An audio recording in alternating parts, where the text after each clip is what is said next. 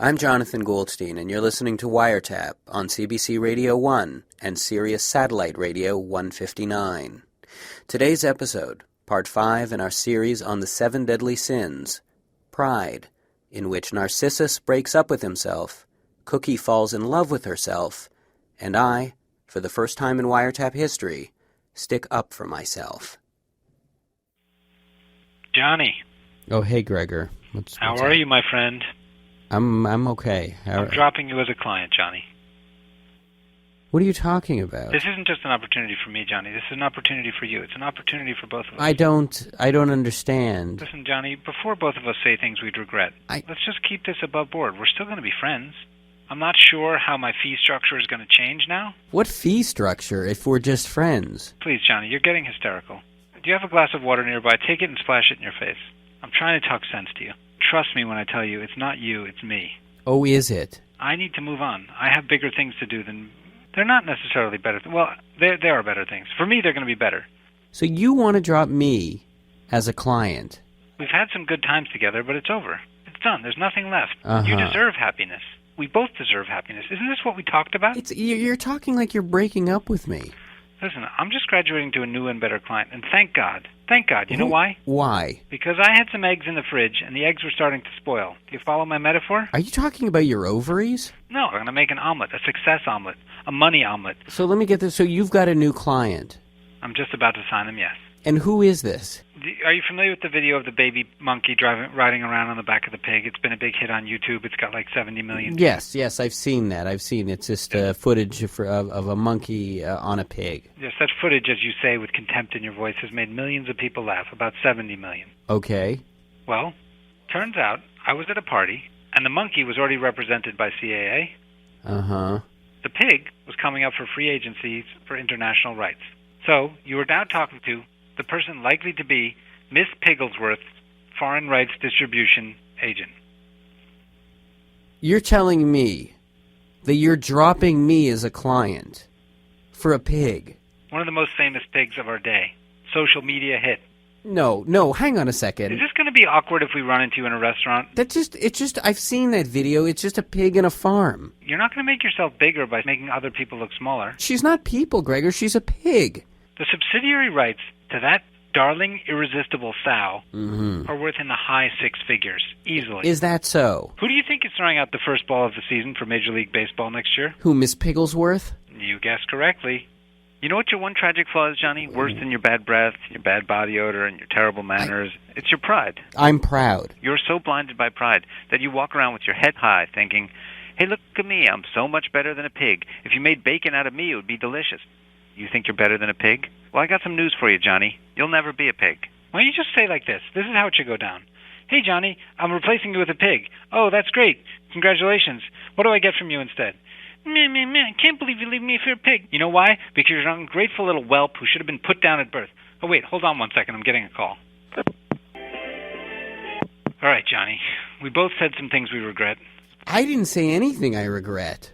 The point is, it's time to move on. That was Miss Pigglesworth, and she's decided to go with William Morris. And you know what that means? We're back in business, buddy. Me and you going straight to the top. I don't want to be back in business with you. Oh, Johnny. No, I don't want someone who would dump me for a pig. I got you booked to participate in a hog calling. Let me see. In April, there's an opportunity to do this duet album with Miss Piggy. These are all leftover gigs from Miss Pigglesworth. I have a hoof print contest. Again, these were for Mrs. Pigglesworth. Depending on what your hoof print looks like, we could make you into bacon. How fat are you right now? I'm not doing pig gigs.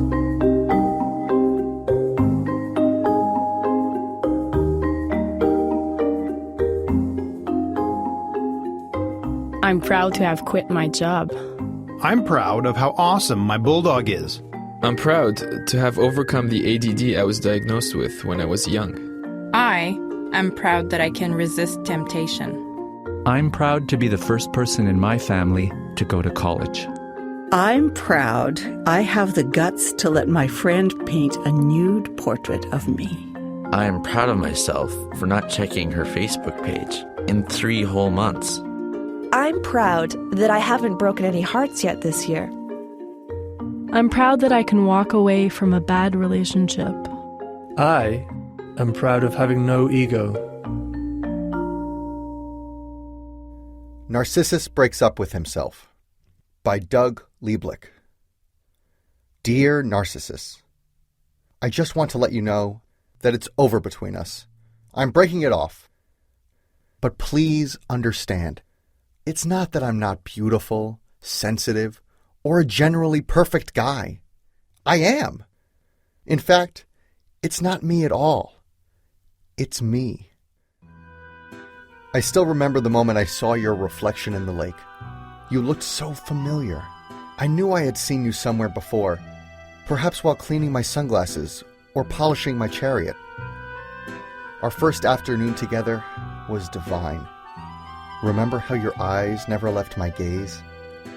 Hades, we would even speak at the same time. Jinx, buy me an ambrosia Coke. Jinx, Jinx again. We did that for 8 hours.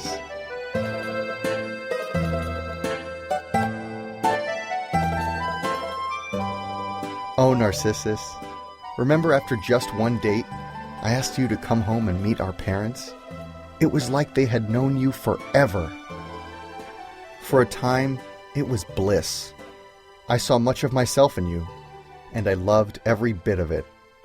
I loved your radiant intelligence, your gorgeous locks of hair, your caring manner, your modesty. You seem so far away now. You've changed. I've changed. Frankly, you have grown selfish. You never give me any time alone. It's always Narcissus, Narcissus, Narcissus. On top of that, you've gained weight, refused to shave, and you have love handles hanging out of your toga. You're like a fat Greek muffin. For crying out loud, Narcissus, you've let yourself go. I tell you to go take a long look in the mirror, but I know you'd only come crawling right back to me. And then, of course, there was our whole situation in the bedroom. Face it, Narcissus, I just can't make love to myself like I used to.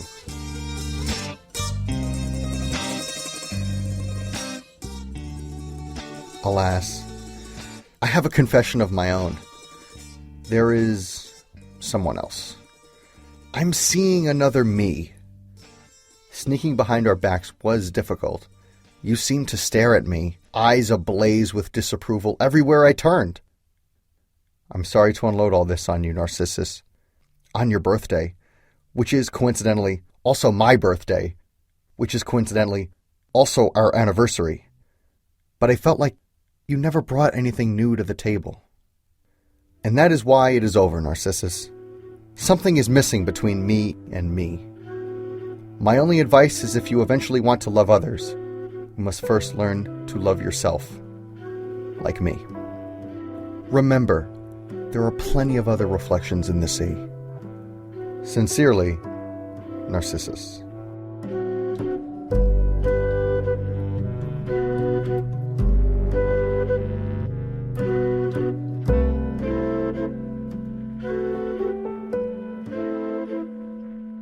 Pride goes all across your life, every part of it. You gotta act good. You gotta look good.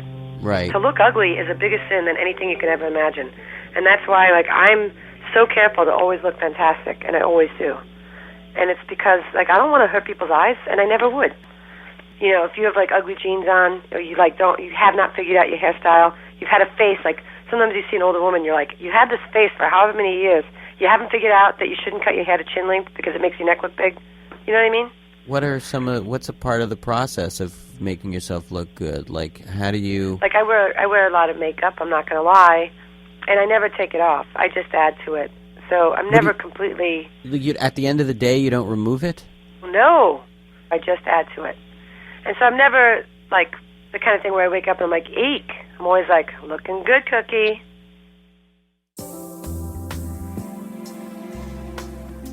So you keep your makeup on all the time? Always. I always keep my makeup on. I want to be ready for anything. Yeah. I always wear a cute outfit when I go to bed, too. Always. What kind of outfit? I can't sleep with a down comforter because my heels rip up the down comforter and the feathers get everywhere. What do you mean your heels? I never take off my heels. Even when Ever. Even when you're sleeping? The only time I take off my heels is to get my toenails done. What about when you take a shower, say? Yeah. Wear my heels and a cute dress. Because you never know, like what if the house burns down? You're in the shower, you want to look good. If the house burns down while you're in the shower... Firefighters are so hot. But what you're talking about, to be so filled with vanity and pride, that's sinful behavior. I mean, that's a sin. There's these sins that everybody's always talking about, but, like, I'm helping America by looking good. You know, like, that's me doing my part, and I wish everyone did their part, and then there'd be no more problems because everyone would look so good, and then you'd feel so good inside because you look so good on the outside. Everybody would look hot. So that's not a sin to me. But being too obsessed with outward appearance. You mean working hard at it? Well, if you think about it, if everyone at the UN looked good the whole time instead of being like, call to order, no more bombs, whatever, they'd be like, you look nice. Cute shirt. Where'd you get that top, I mean, is there a point where you just feel like maybe you can have too much pride? Because, I think that's where when it gets into deadly sin territory. You can never have too much pride. You can never have too much pride. No, I think it's a deadly sin to not have enough pride. But, no, well, hang on a second. Let's say it keeps you from, let's say out of pride you haven't spoken to your sister in years or something. I had a sister once. I haven't spoken to her in years. Well, that's what I'm saying. Is that's because you're my sister Nicolina. Well, I would say that's too much pride. That's really, or should she not have gone after the guy I had a crush on, Ricky? Mm-hmm. No, Dunzo. She's dead to me. I haven't talked to her in like 17 years. 17. She lives next door too. She lives next door, and you have not spoken to her in 17 years. No. So you see, I would call that excessive pride. I would too, exactly. Successful pride. No. That's not what I'm saying. There's nothing... I succeeded in having a lot of pride. I think if there's anything I'm the most proud of in my life, it's of my pride. My pride is my pride. So you run into... I imagine you see your sister once in a while, just, I see her every day, like 8 times a day. I've already seen her twice today. Isn't it uncomfortable to not be speaking? No, I look at her and she looks at me. And we walk by each other. And then my brother lives across the street. I don't talk to him. You don't? No. But because he got married to that total whore, and I don't talk to him. That's how my family shows that we love each other. We want the best for them, so if they cross us, we don't want them anywhere near us. You know what I mean? That's wanting the best for them? Yeah. It works for us. The quietest night of the year is Christmas Eve. We all get together at my mom's house, and none of us talk to each other. We're a proud family. It's our way.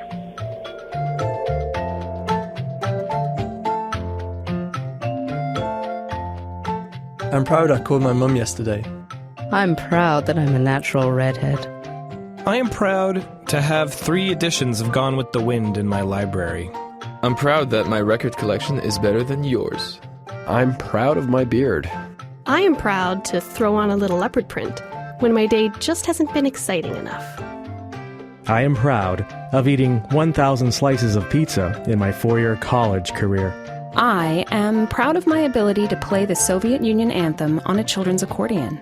I'm proud of my ability to stop my hiccups on command. I'm proud of the fact that I've made it further in my career than most people, and I only have my GED. I am proud of my contribution to human knowledge as a scientist. I'm proud of my ability to befriend strange men in cafes. I'm proud that I can see 180 degrees, like a friggin' deer.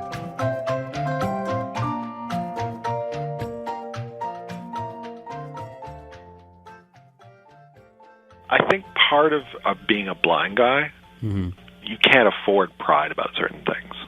Like things that you want to do or think you can do, you just probably shouldn't. And, for me, power tools is one of those things. I wish I was the kind of guy that could use them. Were you able to use them? Did you have a thing for power tools before going blind? I think I had an idea of wanting to be a certain kind of man when I was young. And my dad was a very handy guy, and, I sort of wanted to live up to a similar image. And at a certain point, being blind, I had to just learn to let go of that. let me give you an example of something I had to let go of. Yeah. Something that I thought I could do. It happened on my 30th birthday, around my 30th birthday. Uh-huh. My wife Tracy and I have the same birthday. I don't know if you knew that, but we are 12 hours apart.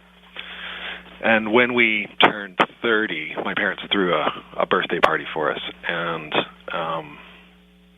my father gave me a roadside membership card. So, like, if our car broke down, we could call for assistance. And he gave my wife Tracy a pink toolbox, and it was like a regular, like, cool metal toolbox, like a serious one. But he spray painted it hot Barbie pink.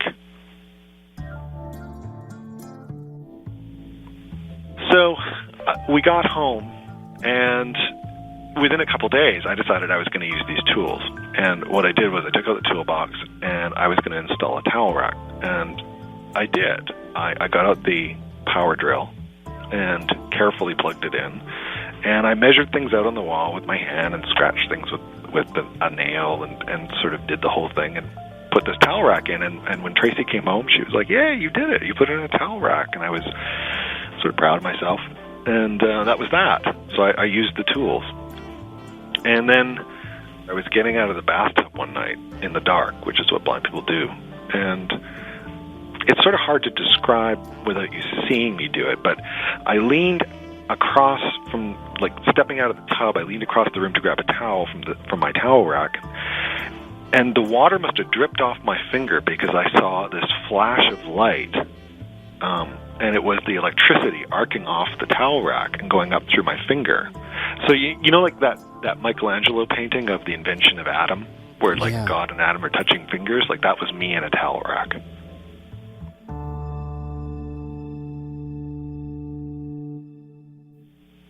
This current shot into my arm, and it went across my chest and came out my other hand. And Tracy ran in, and she said, "What happened?" And she said, apparently I was turning blue. And I said, "I think I'm fine, I am." And I kept saying things where the syntax was just garbled. What was going on? How did the towel rack electrocute you? Because I don't know why, until later when we actually brought in an electrician to look at it. He explained it to me what I'd done. When I'd screwed it in, I'd actually, like, skewered this electric wire. And it was because I was soaking wet. And I was, like, 1 foot in the tub. Right. So technically it wasn't really my fault. Like, I didn't, it's still the builder, but... Are you in saying that, are you still speaking out of pride, do you think? Maybe a little bit. I mean, the thing that bothered me, though, was at the end, when the electrician came in and sort of figured out what had happened, I told him that I got electrocuted, and I was sort of proud of it.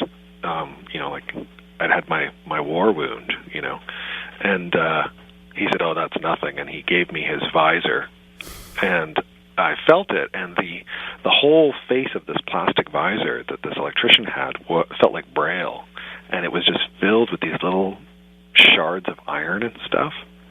And he said, "That's what happens when you clip a live 600-volt wire with wire cutters. They just explode in your face."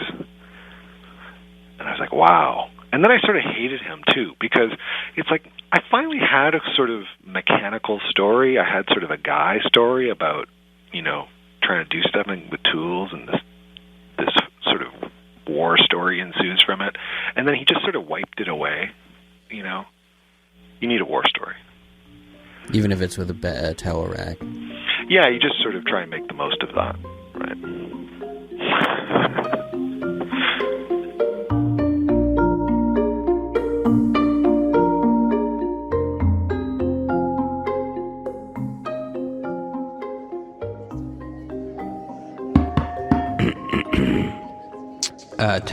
Testing.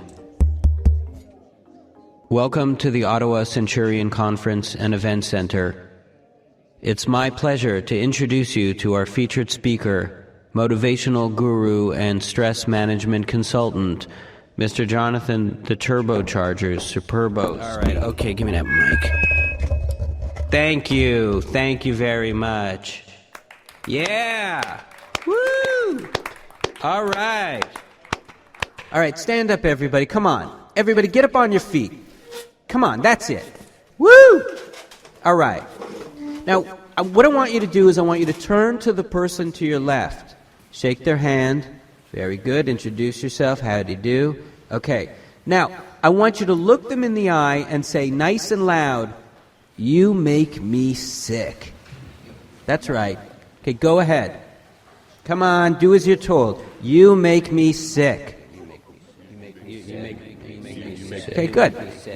Okay, now turn to your neighbor on the right and say to them, "You make me sick." You make me sick. You make me sick. Good.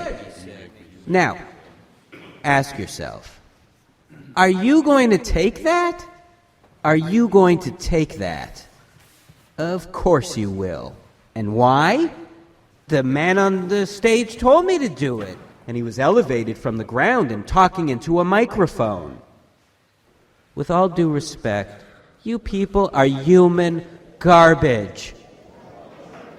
But lucky for you, I am the garbage man, and I'm taking you to the curb of self-respect. I am going to heave you into the dumpster of pride, drive you to the recycling factory where spineless noodles are recycled into men. Okay, let's review. Your next-door neighbor uses your deck chairs whenever he has a lawn party and doesn't even bother to invite you over. No biggie, you say. Kirk, the office intern, picks up Timbits for everyone in the office, and when you reach for one, your very first one, he tells you to stop being such a pig. Then he laughs and slaps you on the back, hard enough to make your teeth rattle. Kirk's just joking around, you tell yourself. Igor, the guy who works the sandwich truck, hands you a tuna club roll, even though you clearly asked for the roast beef, and you call it serendipity, a hump day surprise. Well, I've got a surprise for you, pal. You're the hump! Surprise! I used to be just like you. At the very first threat of confrontation, why, I'd roll over and wave my rump in the air like a macaque monkey at a gorilla convention. Well, I know the drill. You go home after a bad day with Kirk, lock yourself in the bathroom and stifle your own screams with a mouthful of bath sponge. Don't want to wake the wife. If you do, there'll be hell to pay.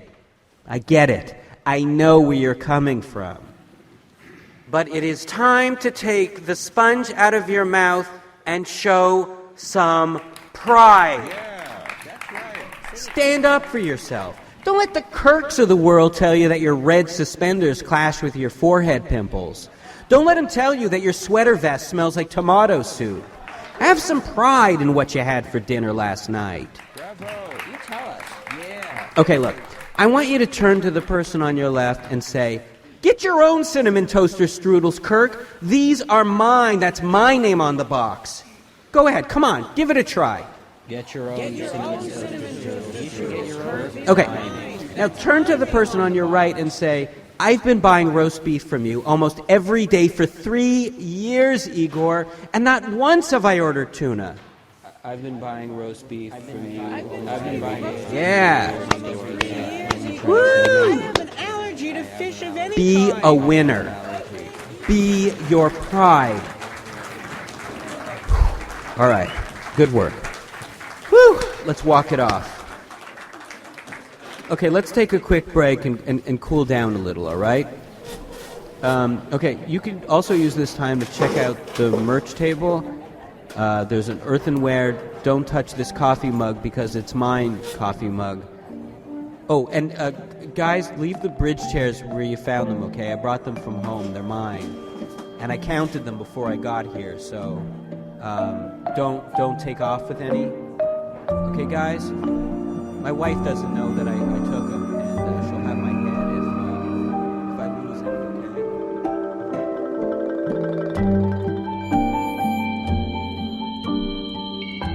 I am proud that I try to reduce and reuse before I recycle.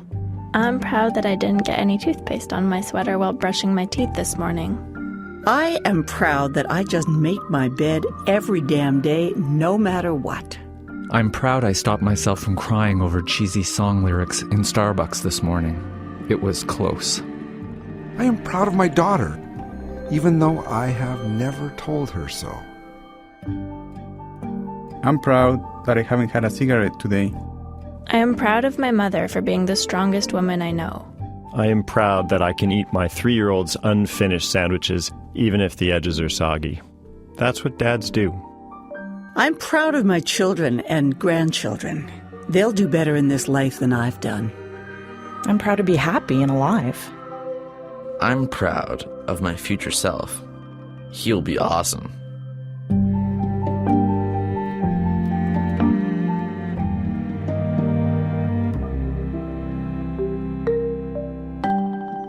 On Wiretap today, you heard Gregor Laura Cookie and Doug Lieblich reading his short story, Narcissus Breaks Up With Himself. You can find more of Doug Lieblich's writing at the Huffington Post. You also heard Ryan Knighton, author most recently of the memoir Come On Papa, Dispatches from a Dad in the Dark. Special thanks to our listeners who wrote in with the things they're proud of, and thanks too to the men and women of CBC Montreal for reading them on air.